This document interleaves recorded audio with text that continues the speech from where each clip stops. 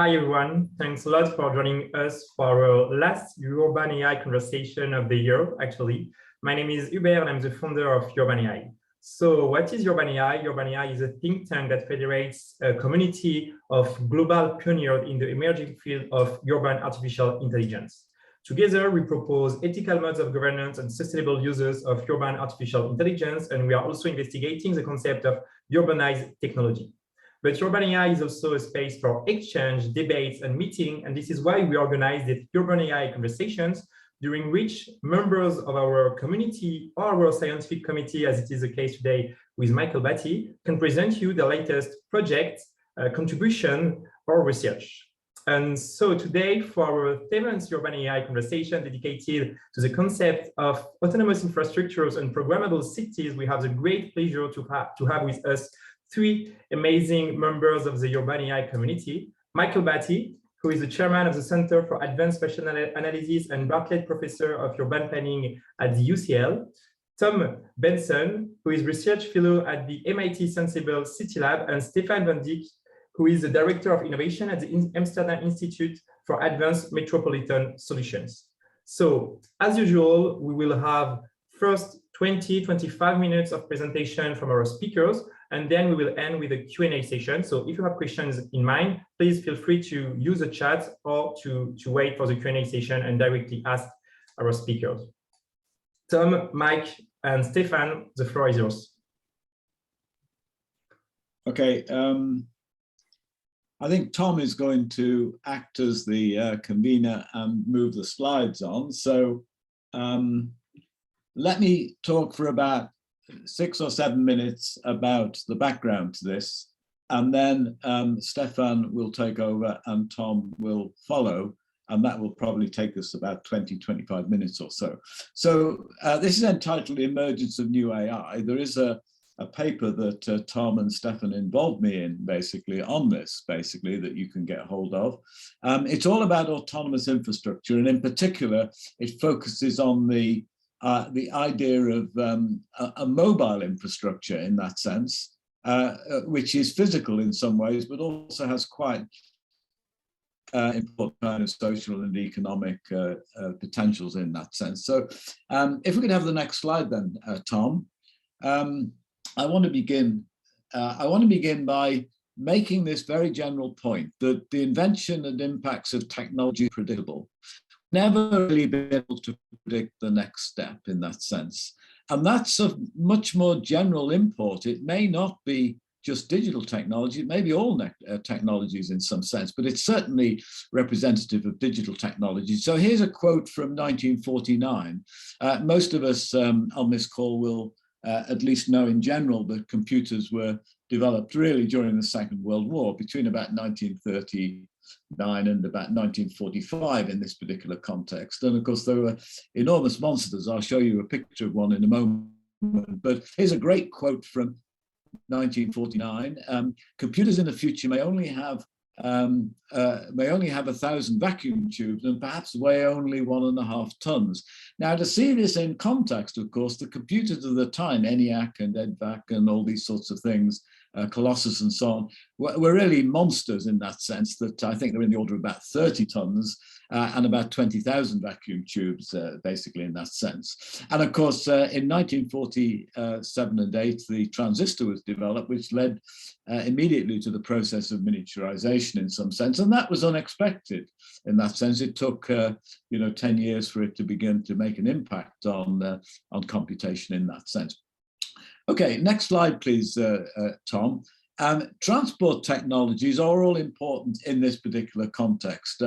And in a sense, the Industrial Revolution led to new changes in transport technologies, changing the way we navigate in space, how far we can travel and at what speed and so on. And here's a picture of, on the left, of a railway in St. Petersburg, opened in St. Petersburg in 1837. On the right, this is a picture, both of them are, of course, paintings. This is a picture in 1863 of the Metropolitan line in London, which was in fact a heavy rail. I mean, the tube, in fact, in London was basically heavy rail, is still to some extent heavy rail at one level. And that's a picture of something driving through the tunnels at Paddington in 1863, when the Metropolitan line was actually opened in this sense. The next picture, if we have the next one, please, Tom, the next picture actually shows the anniversary, the 150th anniversary of the opening of the tube on the Metropolitan line. And this is Baker Street Station. Now, if you go on that line, what you can actually see is that, and this is in terms of many parts of the tube, certainly in the inner areas, that there are big gaps in the roofing, basically, so they can actually let the steam out. Certainly, if you go from Paddington to King's Cross, on that line, which is the Metropolitan line, then you can actually see these really quite clearly in that sense. So, because this was a pretty messy kind of technology at the time, and it didn't really get electrified until the turn of the century in this particular context. Next slide, please, Tom. Okay, so there are lots of issues pertaining to technology and their impact on cities. One point that always strikes me as remarkable is that we really couldn't build cities for more than about 1 million people. We couldn't really build them in a sense, but more than 1 million people prior to the Industrial Revolution. We needed these transport technologies to break out of the limits on space and time in that sense. London reached 1 million in 1800. And then 2 million in 1840. It was breaking out in that sense, the development of the railways. Rome, in fact, reached 1 million, more or less. It's debatable whether it was just less than 1 million or not, around about AD 100. Nanjing in China, AD 1400, reached about 1 million, but they really couldn't get beyond that. And in some sense, the ancient world was in fact straitjacket by our inability to actually rapidly transport in that sense. And so in some senses, we stand, I think, at this particular point of time in terms of another ratchet up in terms of the Industrial Revolution. I'll make the point in a moment that we really have 4 industrial revolutions. Carl Schwab, I think it is, the Viennese guy, he basically has defined 4 industrial revolutions. I'll mention those in a moment. But essentially, the big change at the present time is that we've reached the point after about 80 years of computation where we really are beginning to see an impact on how these technologies really do change. And of course, it's the switch from physical to digital that really is all about this. And I'll say more about that in a moment, because clearly the pandemic has really forced the pace in some senses. This very conference that we're having, this presentation we're having, is born of a very rapid and all-pervasive development of digital technologies. Next slide, please, Tom. Okay, so the 4 industrial revolutions I've just mentioned, the digital is really a clean break to some extent from the first and the second. We might think of the first as being steam power, the second as being electricity, the third, in fact, the beginnings of the digital revolution, and the fourth at the present time, which is sort of, biodigital in some senses, or potentially will be biodigital once it really begins to kick in which computers being embedded in the environment around us, the built environment, but also being embedded in ourselves, in biological systems as well as physical systems in this sense. Okay, let me throw onto the table here that this idea of the digital twin, basically, to some extent. One of the interesting features is that when Tom and Stephan talk about rowboat, in a sense, that the autonomous technologies in that sense, the idea of something running alongside it in terms of software, the idea of a twin in some sense, is particularly interesting. That in some senses, I think that this talk today really shows some very interesting ideas about mobile technologies, which are digital in some sense, and also building models of those same technologies in this particular context. It's yet another twist, if you like, in the digital revolution. So let me show you a couple of pictures before I round it off and pass it over to talking about what these autonomous technologies are. Please, Tom.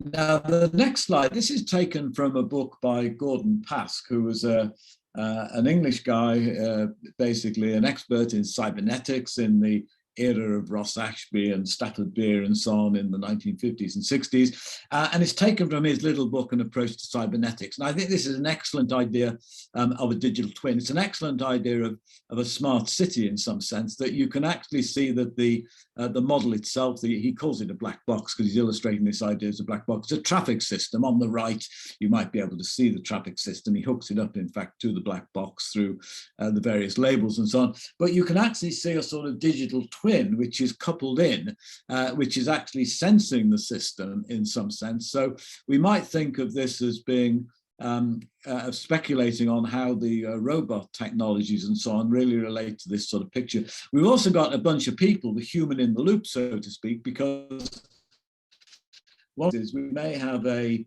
digital system, an automated system in some sense like rowboat, but we have a digital twin alongside, a computer model and so on, various sorts of things. But we also have humans in the loop who are motivating all of this. And that's really particularly important in the context of this twin. The next slide, please, Tom. The next slide shows that if we go back to the beginnings of computing, then we are almost back in the era when things were being moved around. This is the ENIAC computer, which was used in the Manhattan Project in 1945, which John von Neumann was central to. And in some senses, you can see the guy inside the machine, and you can see how many of these components are being moved around. So this is the computer, and he's inside. There's a great little quote from Harry Reid, who worked on the ENIAC project in 1950. And he says, and the quote is, it's quoted, by the way, from Bhattacharya's book, The Man from the Future. The Man from the Future, of course, is John von Neumann. Anyway, I'll read it out to you. Now we think of a personal computer as one you can carry around with you, said the mathematician Harry Reid, who joined the project in 1950. The ENIAC was actually one that you kind of lived inside in that sense. So are we moving back to the same thing? So the autonomous technologies, everything is intersecting with everything else. I've got a couple more slides, and then I'm going to pass over to Stephan. Basically, I've said all of this to some extent. I think the future is not going to be a world of autonomous cars. It's going to be a world of autonomous things, but autonomous cars, I think, are potentially too problematic. We've had 20 years of development so far, and not much has actually happened in some sense. We've not quite reached the point where we can see what's happening in that sense. I think some of the technologies that Tom and Stephan are going to talk about are essentially much more practical. They're more local. They can be pieced together and built, etc. I don't think, for example, that things like Elon Musk's Hyperloop is going to go anywhere. Basically, I'm not actually sure that we will want to travel the kind of long distances that and speeds that are indeed being proposed in those sort of new technologies. It's old technology. The physical technology, to some extent, is old technology, and we're now in the world of digital technologies, but digital technologies were physically and locally in that sense.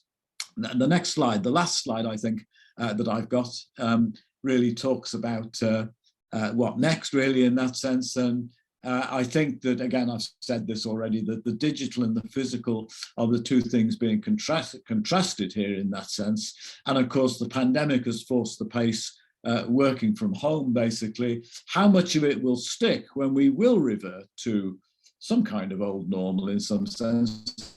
I'm sure at a particular point when our pandemic, when our virus basically becomes endemic in that sense. It's sort of rapidly becoming endemic, I think, in places like the UK and so on, perhaps also Holland as well. I mean, I know you've got all sorts of issues there too, just as we have here.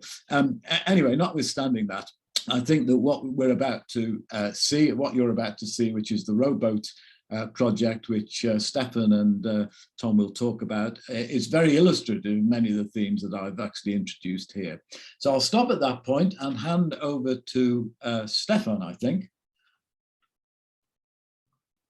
Yeah, thanks, Mike, a lot for your introduction and also the context for this this essay that we wrote together and the presentation we give today. And what I really liked about also the last picture of the ENIAC, where you actually would live and work within the computer, is something of a metaphor for what we do see happening in our cities at the moment. Of course, we never like those maybe might not like those kind of images or metaphors, but still there's something that is going on, and we are aware of this, and we're also working on this, how to shape this in the best way possible. I think the story that we will tell more and go into some examples is where we actually, let's say the classic idea of the smart city, where we have sensors that observe life in the city and try to optimize processes, is something that we still, a lot of work is being done on this, and also a lot of more positive ways of doing this is being worked on and implemented. Developments are going quite fast, and a lot of spillover from the autonomous vehicle industry is happening, and it is going into, let's say, introduce all kinds of new options in the infrastructure itself. So I work at the Amsterdam Institute for Advanced Metropolitan Solutions. It's based in Amsterdam, and I also would like to focus on Amsterdam itself as an older city with a vast network of canals. More than 100 kilometers of old canals already created and built in the 14th century and extended largely in the 17th century, which was the golden age in the Netherlands, with more than 165 different canals, 1,500 bridges, and then a very extensive waterway network that extends into the hinterland of Amsterdam, but also into a lot of other more recent neighborhoods and city districts. So water is a very important part of the infrastructure of the city. It's old and existing, and actually we don't use it at all. We use it because it's World Heritage Site for tourist boats and some leisure. But actually, it's not being used a lot for, let's say, logistics or transport services. Maybe next slide, Tom. So some old pictures from way back. Left is actually a photograph made by Breitner, who's also a famous painter. And the canals were really the main transport infrastructure for trading, for the merchants, for bringing goods in and out of the city and into the larger trading routes and shipping routes across the ocean into the world. It was really a hotspot for the trade that was an important part of the economic activity in the Netherlands. Next slide. And then, of course, as we all see in most of the cities in the 19th and 20th century, primarily 20th century, the rise of the car and vehicle-based transport and mobility. In the 60s, we had a large plan for Amsterdam to build multiple highways around the city, but also really straight through the city, removing old neighborhoods, an existing building stock, and this is an artist impression on the left side with a picture that we luckily have not realized, but parts of it have been realized, of course. But at the same time, in the 60s and 70s, we had a very lively community in Amsterdam of people who were thinking about banning the car again from the city, like we see now, with the first large pilot with free and shared bicycles. It was called the Witte Fietsenplan, the White Bike Plan, even ending up in the bed with Yoko Ono and Lennon when they were in Amsterdam. So there was a very strong community that was supporting other types of transport, but still vehicle-based transport and mobility took accelerated in the city as well. Next slide, Tom. And this is how it looks a bit today. Of course, it's a very nice picture. We have the waterways being used for leisure and tourist boats. We have houseboats where people live. And we have a lot of very small roads to the left and the right side. So the keys and the small roadsides, they have to, let's say, absorb all traffic that's currently ongoing in the inner city. from cars, big trucks, vans, delivery vans, bicycles, shared mobility, you name it, everything has to happen on this on these small streets, including the parking. And this is, of course, quite a challenge if you look at the traffic capacity of the city. Next slide, Tom. So, as I said, I work at the AMS Institute as a director of innovation, and we are a joint research institute founded by Delft University of Technology, MIT, and Wageningen University, and the city of Amsterdam itself. So the city of Amsterdam itself said we want to have an engineering and technology institute that is going to help to improve the quality of life in the city and bringing in technology and engineering to benefit the metropolitan region. And one of the topics that you then focus on, I just gave a bit of background on the history of the canals. Next slide, please, Tom, is of course these canals, because they are one of the major important infrastructures of the city, and currently they are not doing very well. So a lot of the old quay walls, already 400 years old, have not been made to withstand heavy traffic, heavy trucks, and are getting fragile. And so we see increasing collapses of quay walls, and they have to be renovated. So we have to renovate more than 200 kilometers of quay walls, which is a massive financial burden for the city. So we have a reservation of 4 to 8 billion euros for the renovation of the whole inner city. That's really a massive operation. But it also pushes us to rethink the canal system in itself and how can we improve this. So before we go into the autonomous vessels and, let's say, autonomy in the infrastructure that Tom will address, there's one step before creating smarter infrastructure itself. So next slide, please, Tom. We started working together with several companies and designers on a project called the 3D printed bridge, which is a bridge printed with metal through wire arc additive manufacturing technologies. 5 years ago, we started with the project to see if we can actually use this technology to build these kind of new infrastructures and create new shapes. Everything had to be rethought on, let's say, the models, the engineering part, how does actually the welding work, how to build these larger infrastructures. And we worked together with a lot of researchers, designers, and companies to actually create the software, the models, and the hardware to actually construct this. Next slide.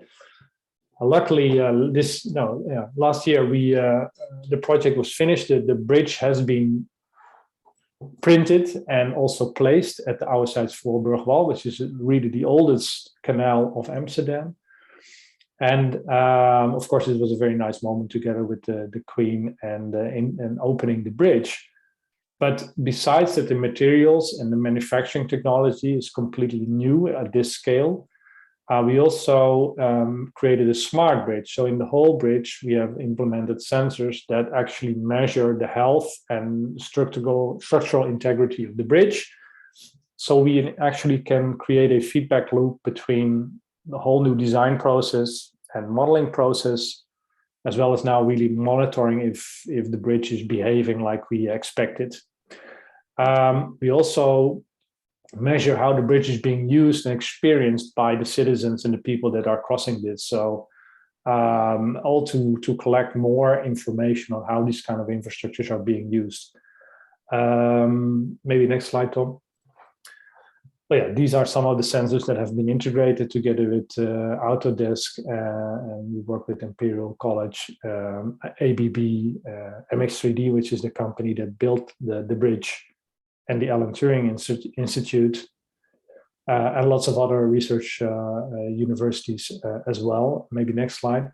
And we collect this information in an environment to actually see how the bridge is being used in terms of loading and wear and tear, if any. And we also use this to actually certify the manufacturing process, or the wire arc additive manufacturing process for these infrastructures, but also to actually know what's happening with the bridge itself. Next slide. So this means that we creating responsive, smarter infrastructures and testing this in the city of Amsterdam. We're also really pushing how far can we go in terms of collecting information. Everything has to comply with the ethical and legal frameworks that are placed in Amsterdam. We have quite a strong ethical charter and privacy charter for doing this kind of technology. So currently some of the sensors are not being used because we haven't solved the anonymizing all the data. But it's being worked on. But to get a full picture of, let's say, so actually to create a digital twin besides the physical element in the city itself. If you want to know a bit more about this work, it's in smartbridgeamsterdam.com. You can find all the information and always be working on the project. But if you look at this, this still is a fixed infrastructure, but you can even move one step ahead. And I think that's where Tom will pick up to look at if we can create autonomous vessels that actually become a flexible and adaptive infrastructure in itself, as there is no driver anymore. Tom. Yeah, perfect. Thank you, Stephan. Thank you, Mike. I think, as they've just stated, there's clearly this potential now to utilize autonomous technology and AI in transforming infrastructure.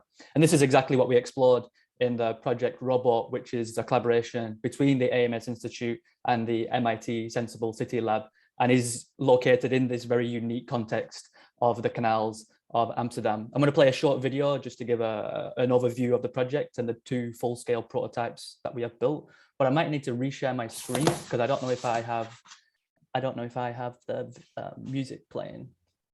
Can you hear the music? No. Okay, let me. 1 second. Need to share it with sound. Okay.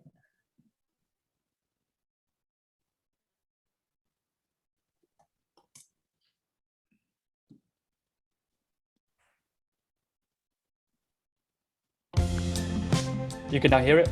Sorry. This is Lucy. Lucy is a rowboat, a fully autonomous, zero-emission boat that operates on urban waterways, and she can change the way cities work.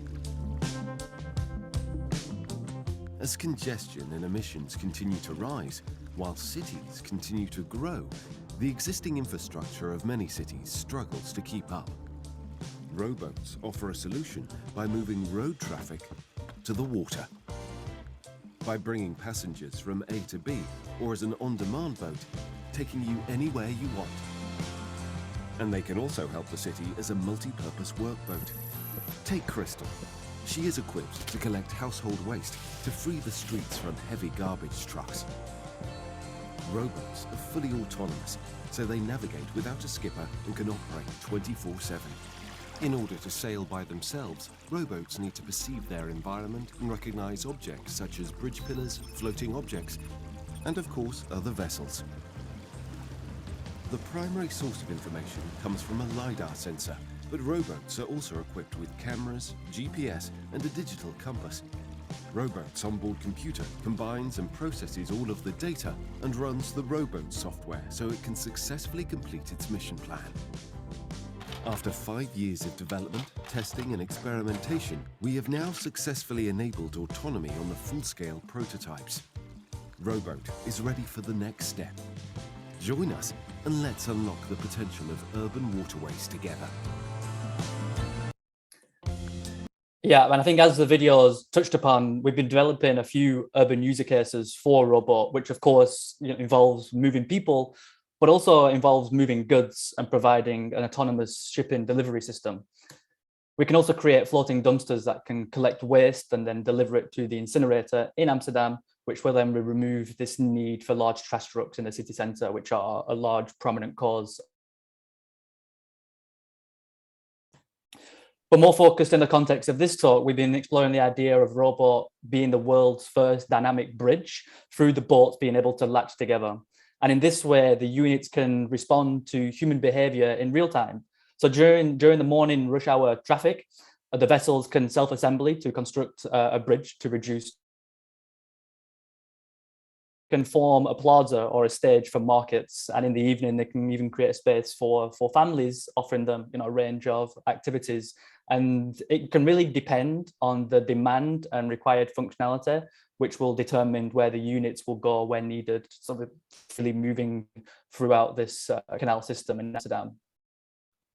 And we explore this idea further on Robot and how they can create dynamic infrastructure through this concept called round-around. And it's sought to connect two popular areas in Amsterdam, which are normally around about 15-20 minutes to walk. But actually just by rotating the units around where a passenger can be picked up and then it can drop someone off at the other end, it can reduce this time to around about a minute. And connecting these two areas would normally require some serious infrastructure, high costs, low construction speeds. But with Robot, we can really begin to connect cities in the area dynamically. And in this way, the infrastructure can be manipulated to provide new transport links and also improve diversity, accessibility of the city to its residents and also to its visitors. But more on the technical aspects of creating robotic boats and responsive infrastructure. They will require various sensors which will allow for autonomous navigation. We include LiDAR and cameras for computer vision. And then this allows the units to navigate through static objects, but also dynamic obstacles autonomously. So in real time, the path can be adapted to its context.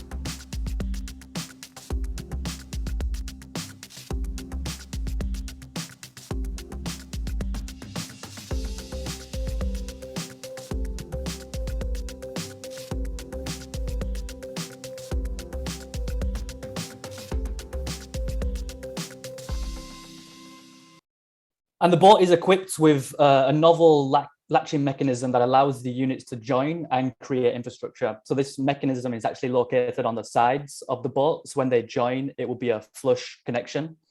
And the device acts as a grabbing arm. So it's able to grab not only to other vessels, other rowboats, but also to allow for docking for easy access from the edge of the canal. And the arm is combined with a software algorithm providing the ability to locate its position, and then the boat will accordingly find the most optimal position before the latching sequence is initiated.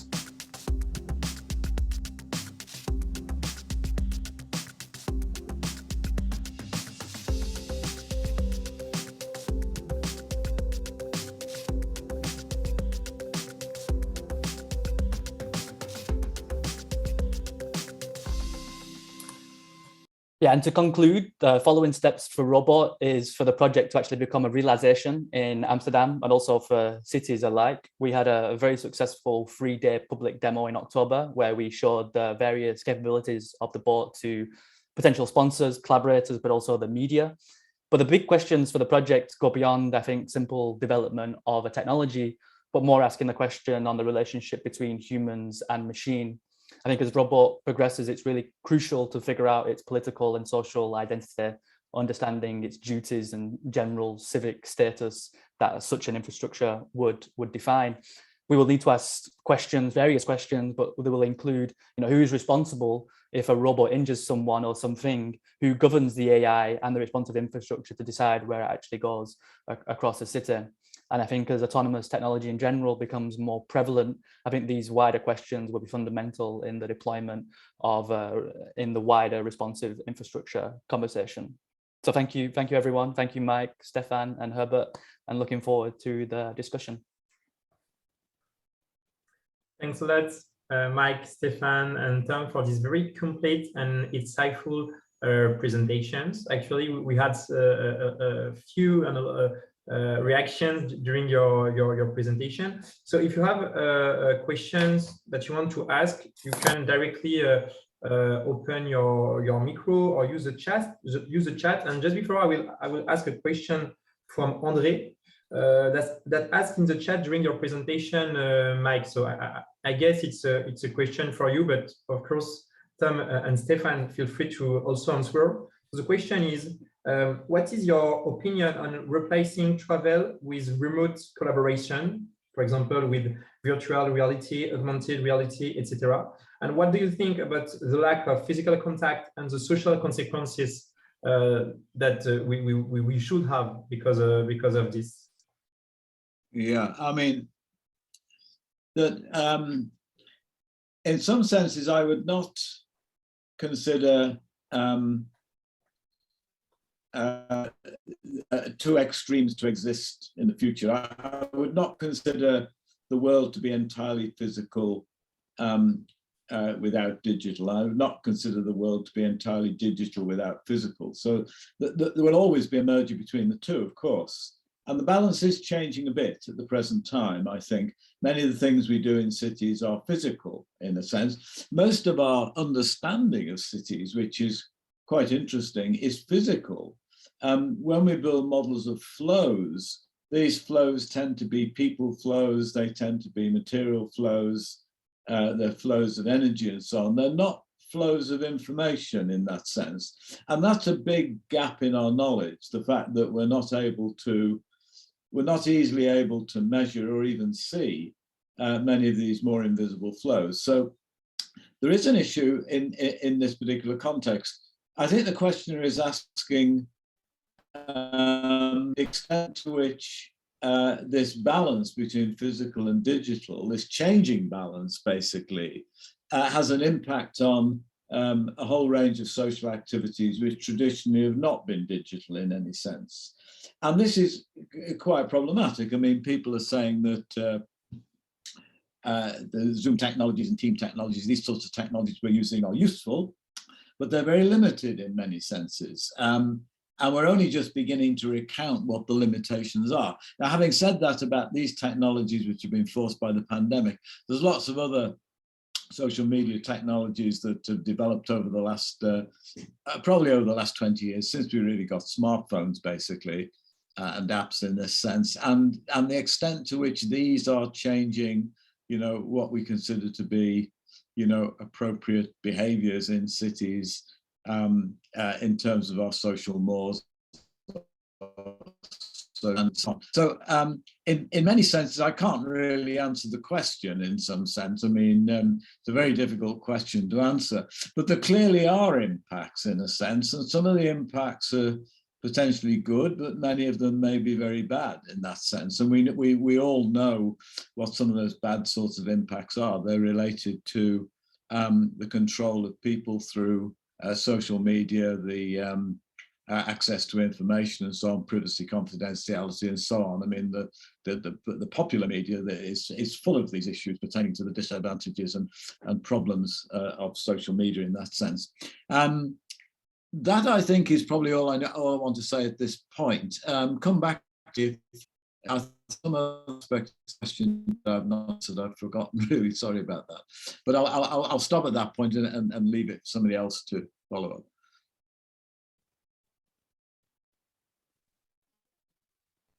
Tom, Stephan, do you want also maybe to react on what just said Mike or about the questions? Yeah, so if I look at the how at least travel patterns and mobility patterns change in the last 1.5 years in Amsterdam, of course a lot has changed, but we also see that as soon as people are allowed back again to travel, that they tend to pick up their old habits again. And although there's some minor consistent change in the amount of hours spent in traveling, I think most of the capacity of the public transport lines was already back up to old levels again during the summer, and also on the roadside. But if we look at what we've been working on in Amsterdam on the canal system, I think there it's just very obvious that we have this amazing infrastructure in the city, which we did not even see anymore. So it's right in front of our nose, but we don't see it anymore. We are focused on road transport in all ways and forms, from bikes to cargo bikes to shared mobility. Also, all shared mobility is focused on the roadside. So we have great examples and pilots going on with shared mobility and shared electric cars and shared scooters and whatever. But actually, one of the largest networks that's still there in Amsterdam, and also in a lot of other cities that are, let's say, located near in delta areas or near rivers, have these kind of infrastructure. It's was not really used. And with the new technologies, we just were looking, okay, how can we revitalize the old functions of these canal systems, but then in a new way, and maybe even in a better way, because, and that's also something that Tom touched upon. You can really create the infrastructure or make it adaptive and really demand responsive. So creating a bridge in an old city, for instance, takes a lot of planning time. It takes a lot of convincing of the people located near that intended bridge. It's costly. You lose 10, 20 years before you have a significant bridge, for instance, installed. Or a fully new road, or even a public transport network takes even longer. If you look at Amsterdam, for instance, so we first built the houses, and then we think after 5 years or 10 years, okay, now we have sufficient demand. We're going to put there a metro line or other. With these autonomous ships, and of course you have the water. It's much more less capital intensive, less planning intensive. You just have a couple of autonomous vessels that move people from A to B, from one shore to the other side, when there's demand. And if that has been fulfilled, they can do something else in the city. And that was the general concept behind working on the autonomous vessels. And this might be easier realizable than having autonomous cars, as Mike was telling, because the complexity on the road is so much higher than on the water, that it's easier to do it on the water than on the road. Oh, sorry. No, go ahead. I'm sorry. No, I was just going to conclude with maybe also a different angle with I think I understood the question in terms of remote working compared to physical working. And I think, I would definitely look at a balance. I mean, there's benefits to both, of course. Benefits in terms of remote working is that we can have this discussion in London, in Amsterdam, and around the world. But on the other side, we've been doing research within the Senseable City Lab, where we've been analyzing the MIT campus and understanding physical distance and how that relates to not only output of scientific work, but also in terms of strong and weak ties in a network. And we actually found that during the pandemic, when we were all remote working, we lost our weak ties, which are very fundamental to actually a network being fruitful. But on the other side as well, we were analyzing the output between different labs at MIT in terms of who were collaborating with whom. And we found that distance was actually a very large predictor in terms of how well the collaboration was going. That was actually published by Ariana Salazar, who's an UrbanAI contributor. So I think, this mix, of course, flying 3 times, 4 times a week, meeting around the world is something that we should and move to remote working. But I still think the office space and the physical environment is very fundamental, actually, to moving forward. I don't think the office is now dead, as some people would say. We have a question from Sarin about this autonomous ship. She's saying, I'm assuming these robots are powered by renewable solar energy. So I think this is a first question. And if it's the case, do their performance get affected due to the mostly cloudy weather of Amsterdam? And how did you tackle this issue? Yeah, no, it's a good question. We actually more focused on using batteries to power the robot itself. We're still working on this development, but the idea was that when it's docked to the edge, you can see this person presenting here and he's standing on this box where the latching mechanism would initiate. When it's latched, we would aim for it to be charged while it's latched on the edge of the canal. But it's mainly battery powered than rather renewable energy powered. But yeah, we're still working on this device on the edge, which could turn into renewable energy at the same time. Stephan, I don't know if you wanted to. No, I think that's indeed the case. So the boat is powered. The power is stored in the battery. The battery we can sail with it for about 9 hours with a full charge, just like within normal electric cars.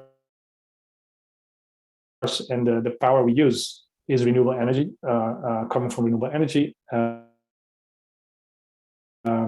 But we don't, let's say, produce the renewable energy ourselves on the ship or nearby. We just buy it from our electricity grid operators and the energy utility provider.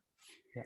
Luckily, we don't have to rely on the European clouds to move out the way to allow to power the boats. That would be, yeah, would be a challenge. We have another question from Sergio, who is asking, what density of robots would you require to ensure that on-demand bridges will be time-saving? It's a good question. It really is a good question. I think, in terms of the next steps of the projects, in terms of developing the user cases more than conceptual, these would be questions we would definitely need to answer. My personal aim would be to hopefully have the whole system responding to human behavior. So if we can find where hotspots of mobility activity is happening, then we could figure out how many units would be needed to, say, join two edges of the canals in Amsterdam, say 5, 6, 7, and then they would navigate the way to there and self-assemble and then find the next place in Amsterdam. So I don't really have a definite answer to that yet. We're still in the research and development stage, but the next steps of the project are to commercialize it and to answer more of these concrete questions.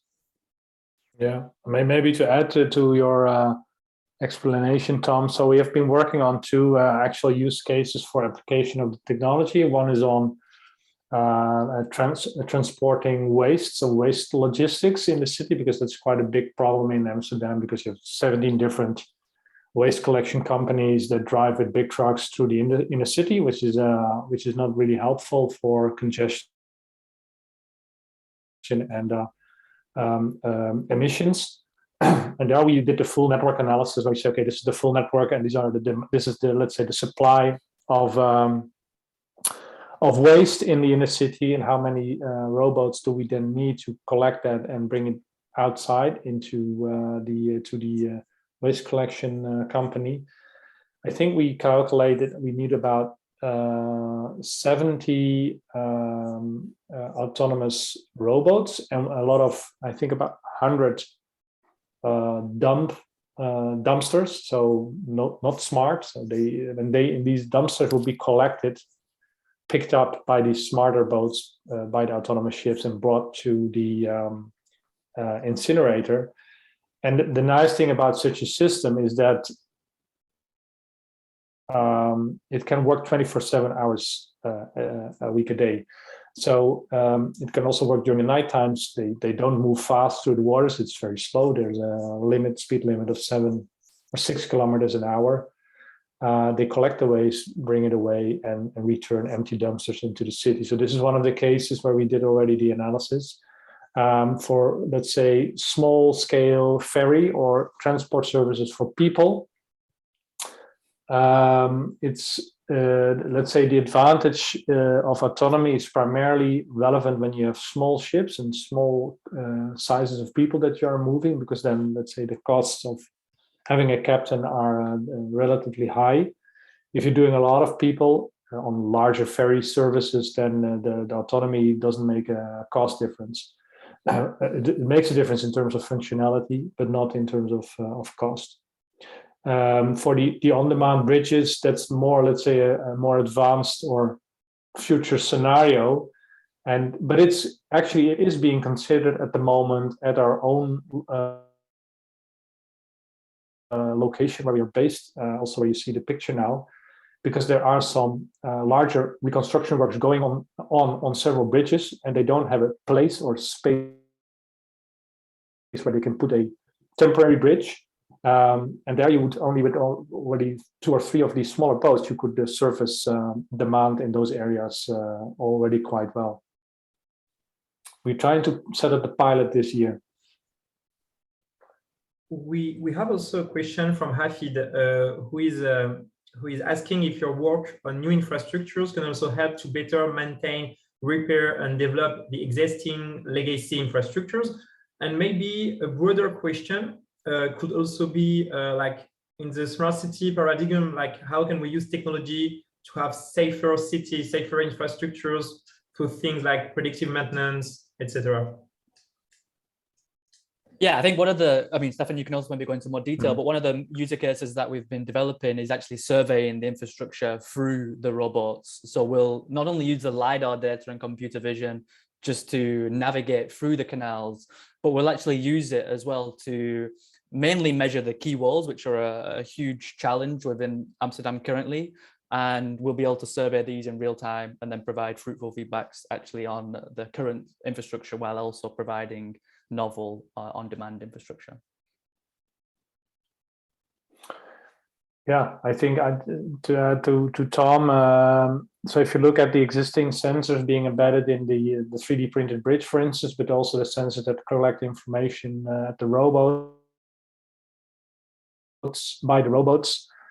So on the infrastructure side for the 3D printed bridge, we primarily collect the data for bridge health monitoring, which is already, we do this also for older bridges. It's not that it's completely new, but why it's so relevant for this particular infrastructure, because the type of construction that we use, let's say the wire arc additive manufacturing technology has not been used for these kind of infrastructures so far. So we use it for smaller welded pieces, but not for a large infrastructure as this.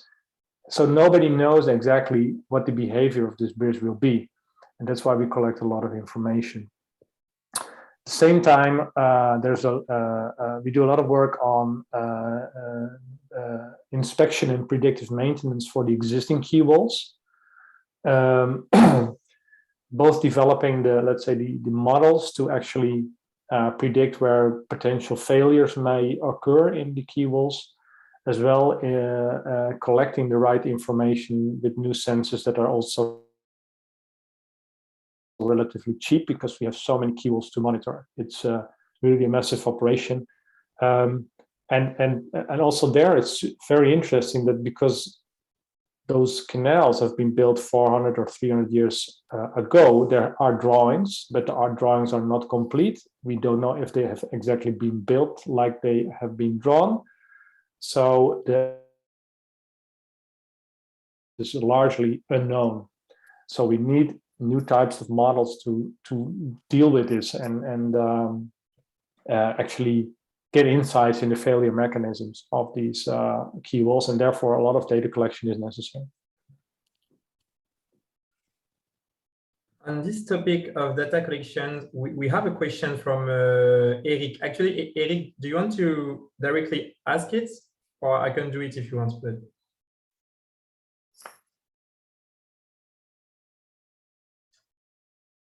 Okay, so I will I will ask the question from Eric Gordon. I'm curious about the ethics of sensors on the bridge. Certainly, bridges have been made for centuries without sensors. Why do we need them now? Is this a matter of data collection for the sake of data collection? What would it take to not place sensors even when it's possible to do so?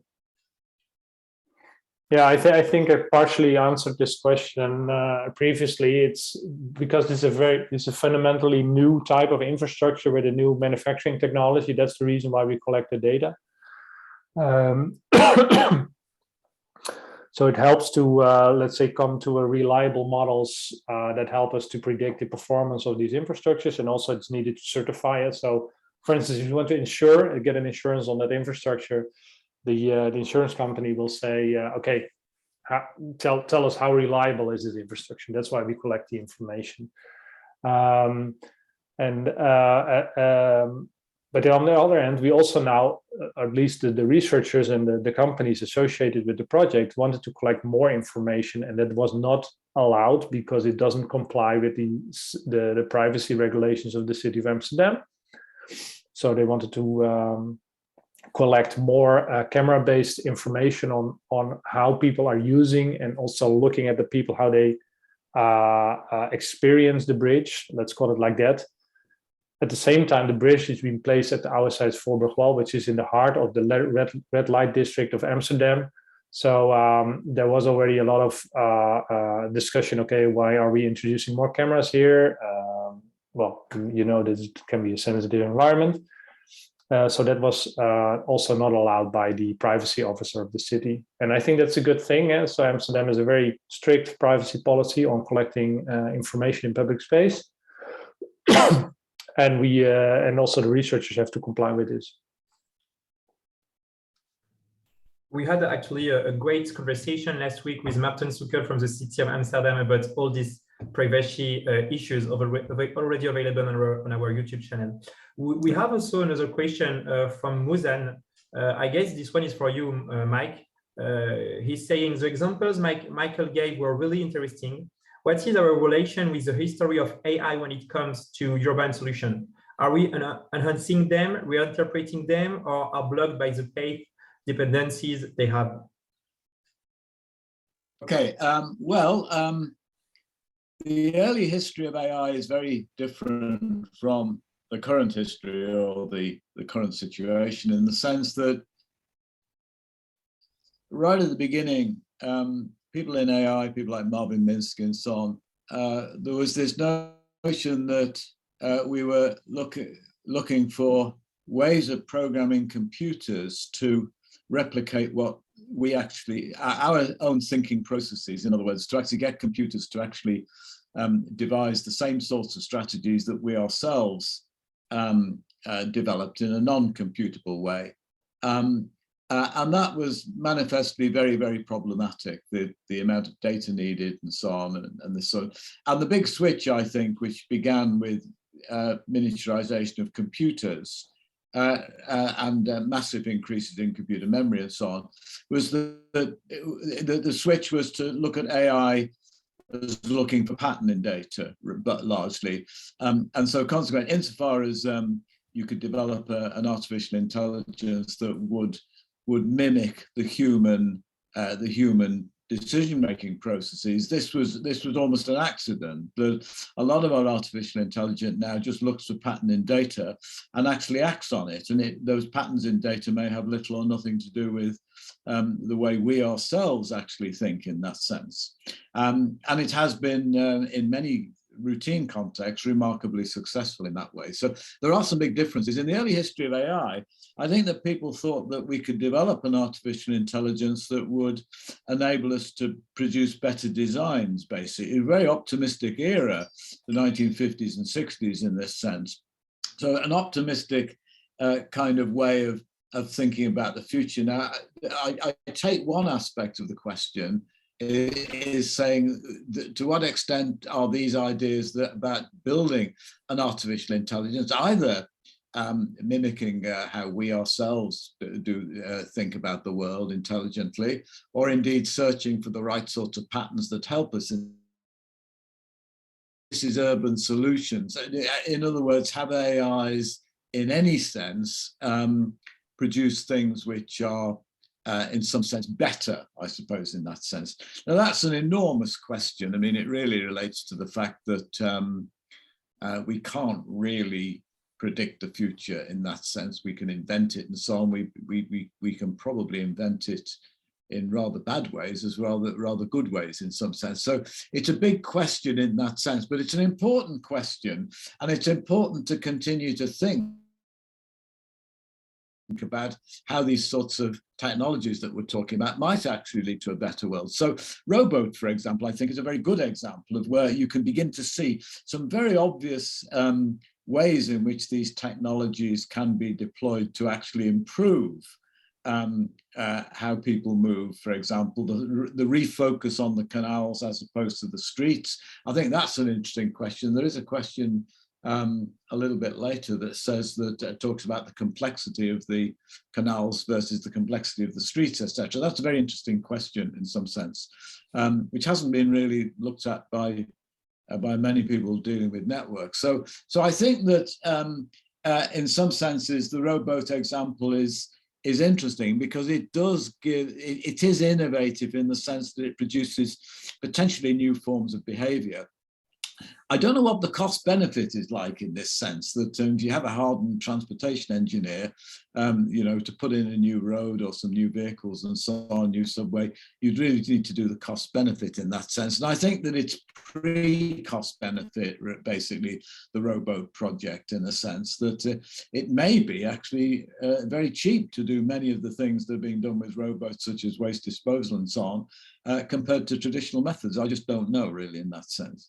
But it's an interesting question, very open-ended. And I think the answer, my qualified answer would be that I think that there is more good than bad in what's going on at the present time in terms of AI.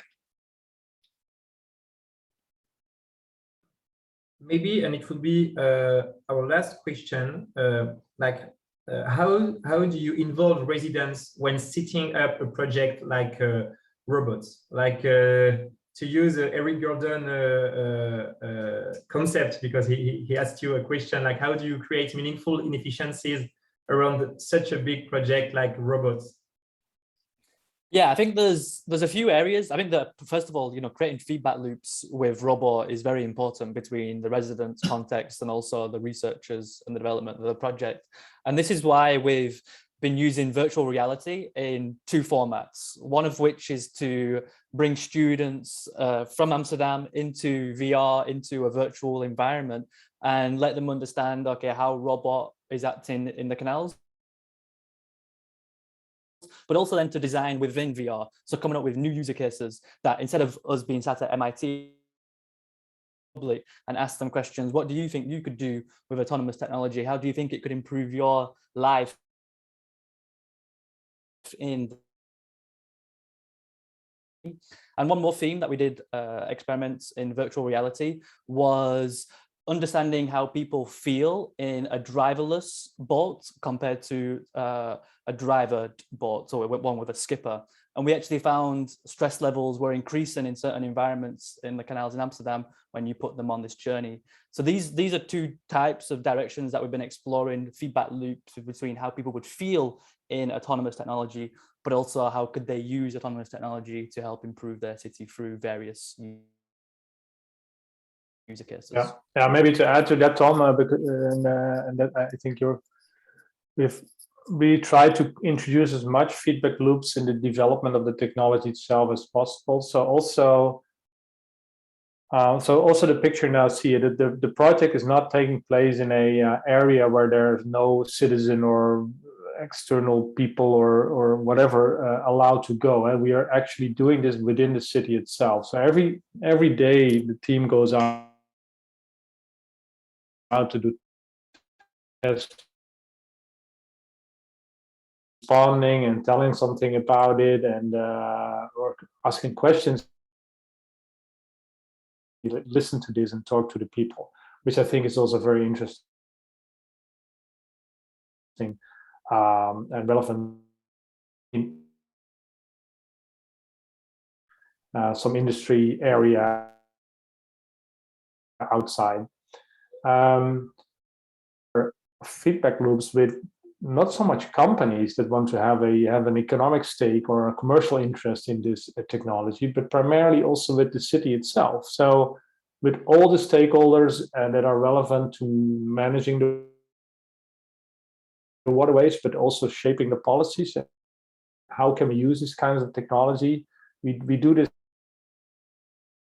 from a more public perspective than from a purely commercial perspective. Because if you would focus on a commercial aspect, I would go into the super yachting industry and sell an autonomous ship to a very, of course, also have been approached by very rich people and super yachting companies that want to have this technology. But we think, yeah, that's the case. We are partially public funded, but we focus on improving the city itself. And of course,